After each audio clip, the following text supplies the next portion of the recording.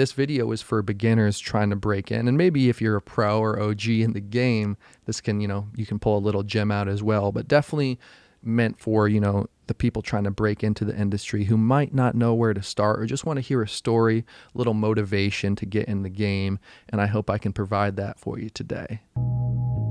This is True Buds, that Mary Jane, now we ain't new to this. For my stoners and for my cannabis enthusiasts, never heard a show as good as this. Yeah, number one, it's the best, bringing in many special guests in the industry of cannabis. Business owners to growers, even artists you know of. So sit back and just roll up the perfect show for my smokers. True Buds.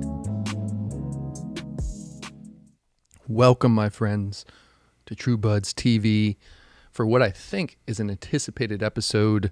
I got off my phone just now again. I talked to my buddy last week, how to break into cannabis sales in a legal market. I did a video years ago talking about kind of what I've learned from selling weed back in the day. So I want to come at you and just, this is off the cuff type of stuff and kind of let you know my story and how it can maybe help you one day. So we'll start out when I first moved to LA. I was acting and bartending.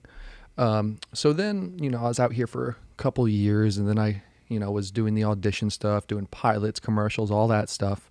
But my love for weed kept growing and growing. So I'm like, I'm going to, take my foot off the gas there and make my own cool cannabis content so people can come find me.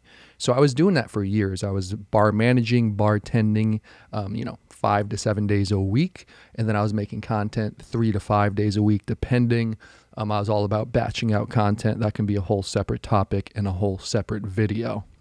So COVID hits. My restaurant bar got shut down. It was the first time in my life that I was ever unemployed. So I did collect that little unemployment at first when they were sending out the fat checks. And I'm like, let me take this time to transition fully into cannabis. And my thought was I want to do cannabis sales. At the time, I had loved edibles. I wasn't quite as into the beverages, although I was a huge fan of them as well. So I send out my application to a bunch of different people on Indeed. I have a bunch of interviews, or 5 to 10 or so interviews. One of them was with a company I was really excited about at the time and still love their product, Level Blends. They do their little pro tabs, really solid. And then, several other flower companies and whatnot. And then I saw it come up. I was scrolling through and it was for Purwana, which was a live resin powder, a cannabis spirit, a live resin powder that you can mix in drinks. And I literally said when I saw it, I'm like, this could be the fucking shit. This could be it. So I submitted it, had my interview, had a couple interviews, and got the gig. That was my first sales gig.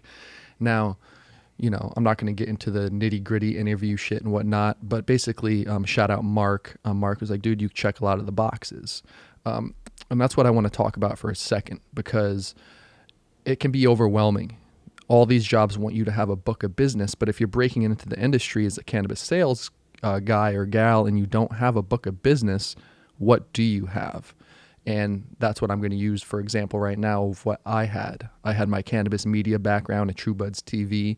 I was already doing cannabis cocktail videos even way before this interview. So I was about that. And I was kind of building that side. And I helped, with the direct to consumer program and building out their ambassador program once I came on board. So that was part of the pitch. And they also really liked how I had bar experience, bar management experience, because that plays and directly correlates into the lounge game. Now, I'm sharing this story with you and bringing this up because I'm sure you have skills like I had that are different. Maybe you're not a bartender, or maybe you don't do content. What do you do? Can you work that in and leverage it for your sales opportunity? Because it's all about getting your foot in the door, right? Once I was with Purwana, I grinded for them for about a year. But towards the end, they had Paulo come on, Paulo Sorbal, who's now the GM of Can, super knowledgeable in the space. He kind of came in my life as one of my mentors. And he was working for Purwana at the time as my boss, essentially. He came on as a consultant. And then, we hit the road together. We'd have our meetings every week. And then Purwana basically was acquired or liquidated. I don't know the exact everything that happened, but it was a startup, and that happens with startups. Luckily, Paulo had put me in touch with Koan, who I'm with now. He's like, dude, I like what you're doing. Here's an interview opportunity, and that led to where I am now with Koan Cordials, doing precision calibrated cannabis cordials, still in that beverage world. And that's where I've been really niching down in that beverage world. I've been doing cannabis sales in the LA area or California as a whole now for 2 years. 2 years of cannabis beverage sales, and still doing my True Bud stuff on the side, the marketing, all that good stuff. But this video is more about how do you break into the sales role. And I really think is building that resume up, because at the time of my first submission or my first, sending in this application out to all these places, like you have to think about what experience I had on there. I just had my bar management experience, bartending, and my True Buds TV personal company and brand on there, as well as I also did videography, marketing, and other content for my brother at Mind Muscle Academy. So I had the whole video angle with the bartending. Now it's being, blended more into the sales world, and it's been so fun. And I wanted to do sales in particular. I'm always open to doing marketing content, and I bought that into both companies I've worked at before. Now, that's just kind of my 2 cents and my story of what happened to me and how I broke in. Now, I'm kind of an optimist in general too, and I'm also somebody that's real with myself about shit. And, I think you are too.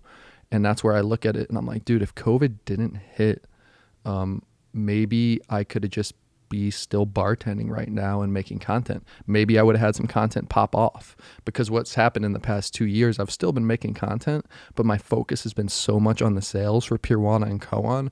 My personal company and brand has kind of been pushed to the side.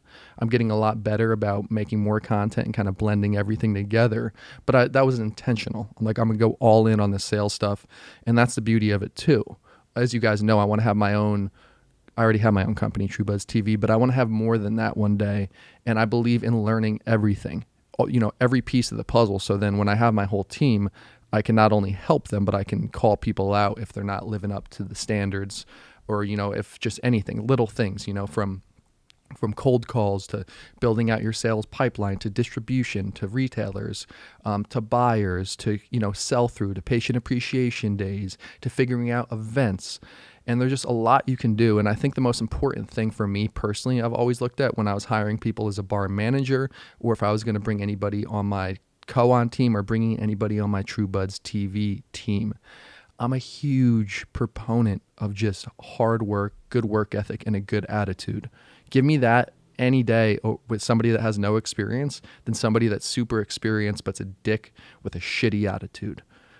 For real. That's how I roll. So down the line, when I'm starting to look for more people to bring on the True Buds TV team, and if you're somebody that likes making cannabis content, you like marketing, I'm trying to look for somebody right now kind of to really push the Instagram, especially the TikTok world. I'm making so much awesome YouTube content, but I just need to, feed it down these other avenues, and I need somebody to help. So if you're looking for a nice little side paid gig and you want to become part of the True Buds fam for real, hit me up, truebudstv@gmail.com.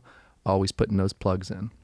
Now, let me talk to, that's more of like the retail side of sales. Now I imagine a lot of you want to just break in online as an influencer. So let me take a little moment to talk about that and what I've learned. Firstly, the first thing I'm going to say, even before I talk about that, is the first and most important thing about this is you have to be passionate, truly, truly, truly passionate about cannabis, because people have gotten this as a money play. You can see some of these big MSOs that are dead. You have to love it first and foremost and be passionate about it, and that will also help you when you're selling. Now let's talk about if you're an influencer trying to break into the industry or just making content. What does that mean? First, you have to understand it's a crazy game. It's unlike most other, I can't think of any other industry that it's like, because there's so many regulations when it comes to advertising. So you can't do your traditional means of advertising through streams or, ad revenue and stuff like that. So you have to find sponsors, affiliate marketing, brand deals. All those are really where it's at. And to start, let's say you're starting from a blank slate and you don't have anything. What do you like? Do you do infusions? Do you like rolling up? What kind of stuff do you like? Start making videos like that and reach out to brands that you would like to work with and become an affiliate and start making money that way. there's always that thing. It's like, oh, I'll wait, I'll wait, I'll wait. It's like, no, just start doing it. And that's the beauty of what I've focused on, is quality, evergreen, educational content. Some of my videos off the start don't get the best views, but over time they build and have great conversion rates. And now I'm at the point where I can share these conversion rates with other brands to bring in more money. And that's something I want to talk about, that my brother Justin, shout out to him, has helped me on my journey as a whole. When I first started it, and still, I'm such a creative guy. I love having fun with it. And he's helped me be like, dude, you need to make this a business. You need to make money off this. So I want to share that with you, because I was making all this awesome content and, not necessarily making money on it, which is fine. I wanted to build my brand, and I still do. I still put out tons of content that I don't make money on. I'm a believer in that. But I've also found brands and companies I can work with and sell stuff in videos. And it's not like a hard pitch. But I'm usually just like, you don't have to buy this, but it's helpful and it works. And that's the thing. You could be somebody right now with a zero following. You find a product that you like and believe in. Let's just say it's a bong. You buy the bong, or you hit them up and they can send it to you for free. Let's just say you buy it because you have no following. You spend, $100, whatever the cost is, and then you make like 5 quality pieces of content with that, with your affiliate link, and then you drive the sales that way. If your video is good enough and you've put enough love into it, I'm very confident it will convert even with a 0 to no following, like 0 to no. It's like the same shit. But it's super interesting. And I've worked with influencers as a brand, when I was with Pirwana, getting some of these pitch decks from influencers. And it's really interesting to see. Some of them, it's either this, like either they're really undervalued or they're really overvalued. And the latter is more, people tend to really overvalue their shit. Some of these proposals I get, I'm like, are you fucking insane? You're following, you're not even, no way you're worth 5 G's for this collab. That's why I'm also a big fan of putting my money where my mouth is. And I still do it to this day. I'll hit up companies and say, hey, I really like your product. In exchange for your product, I can guarantee quality content for you. And in exchange for your product and a coupon code, an affiliate setup. And I'm like, I like to put my money where my mouth is. And I'm confident once you see my product, my videos convert and sell your product, that we can do more paid collaborations down the road. And that's just a nice, easy in that has worked really, really well for me. And it's honest. Like, I also want to test the product myself. I want to see if I believe in it before I start doing a huge brand deal with a product I don't believe in. So there's several reasons for that, and you approach it how you want to. There's just a lot of opportunity out there, and you have to go through it through different means. And like I just said, I'm looking for somebody to kind of expand out in the TikTok, Instagram world, on my website a little bit, but all that too is primarily to bring traffic to the website and YouTube. And I didn't start it till like recently. It's just having your pipeline, looking at your, if you're a cannabis influencer, looking at it as the sales and taking that time back again to really focus on the sales and how you're going to bring revenue into your business. And that's something that I'm very proud of with TrueBuds TV, because in the cannabis industry, there's a lot of big players. And there's a lot of people who are super in debt and don't make money any month. These are a lot of brands that are on California shelves. So something that I'm proud of, even not be able to go full time, even taking my foot off the gas these past 2 years, is I have profitable months every single month with TrueBuds TV, because I have 0 overhead. I have this equipment that I bought. It's my time that I put into the videos and the content. And I know in the long run, it'll pay off because I do take that time. Take the time with the content to pay off down the road. And that's when COVID hit too. Let me do a little tangent. I'm like, fuck. Because at the time I was in Kansas City, I went to go visit my family when all this happened, and I didn't know that I was going to get unemployment because I couldn't get to my mailbox in LA. I was in KC for like 4 weeks or a month. So I'm like, fuck, what am I going to do? I'm like, I'm going to double down on content. I doubled down on my T-Check content. Off the bat, I didn't see a lot right away, but a couple months in, I really started converting, and those conversions helped me get through COVID. So take the time to make the content if that's the route you want to go. I know this is still in that sales vein. Like everything I said before with the retail, can apply through here and only help. And that's the beauty of it. The sale of selling online on, let's say, a YouTube video is like way different than in retail. However, there's a lot of similarities as well.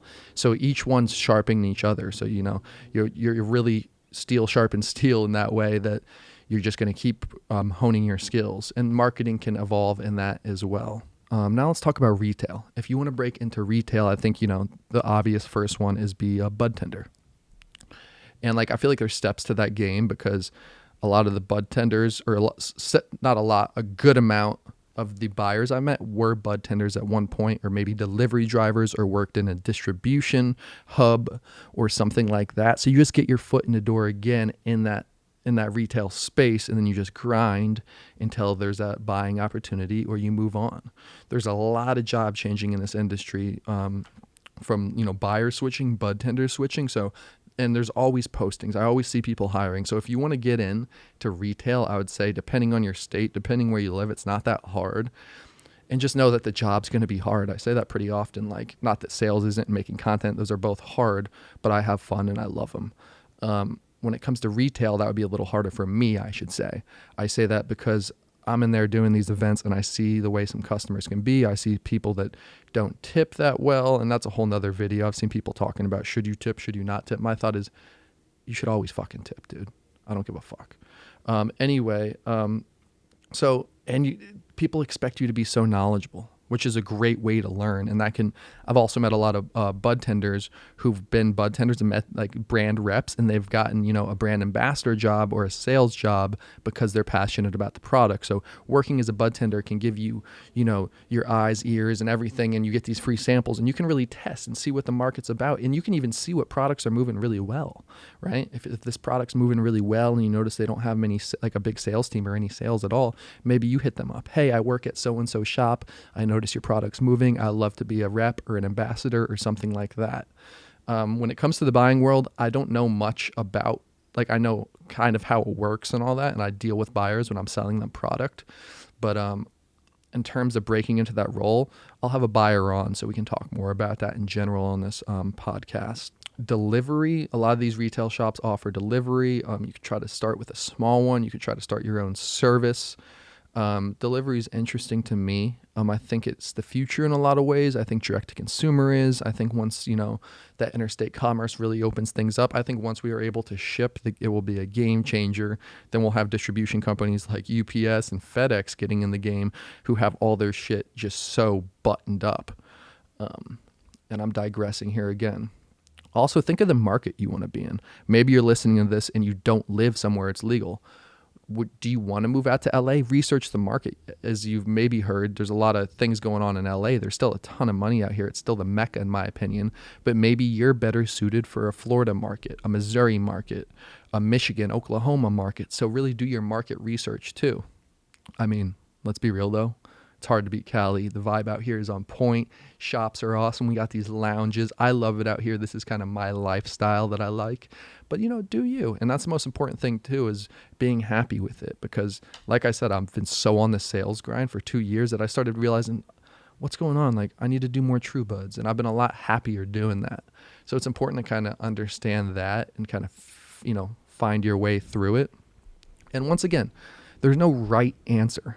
This is just me talking to you, keeping it real, sharing my story with you. So hopefully it can help you break in. Hopefully you learn something. But I have a lot of fun doing this, the boots on the ground sales, these lounges, and really enjoy the content game as well. As you can tell, I have hundreds, like 500-600 videos total on YouTube. And some of those, like over 100 of those are like hour-long podcasts. So I keep building this content. And that's a cool thing too, that I need working on, is I know when somebody finds my stuff, it's just so many years of putting work in, they have a whole library of content that they can get. And I back my stuff up. Sure, I've learned. Sure, I look back at some videos and they're cringy, but I'd say one of the biggest things, I'll say the last thing for creating, is just keep doing it. And that's what it's about. It's a beautiful place. It's a beautiful industry where I think a lot of people have come and gathered there's a lot of not only opportunity, but a lot of creativity, a lot of freedom, a lot of openness, a huge sense of community. And it just feels good too, really good at the end of the day to know you're helping people. Like, for instance, I gave our sleep product, I gave a multi-serve to somebody who was recently diagnosed with breast cancer. And they said they've gotten the best sleep, best rest of their lives. So let's not forget that either. We can talk about sales. We can talk about making money. We can talk about doing such and such. But at the end of the day, it's awesome just to be able to hold your head up high and know that you're helping people out, you're changing lives, and you're having fun and making money. So I hope this video finds you well, and I'll catch you guys on the next one.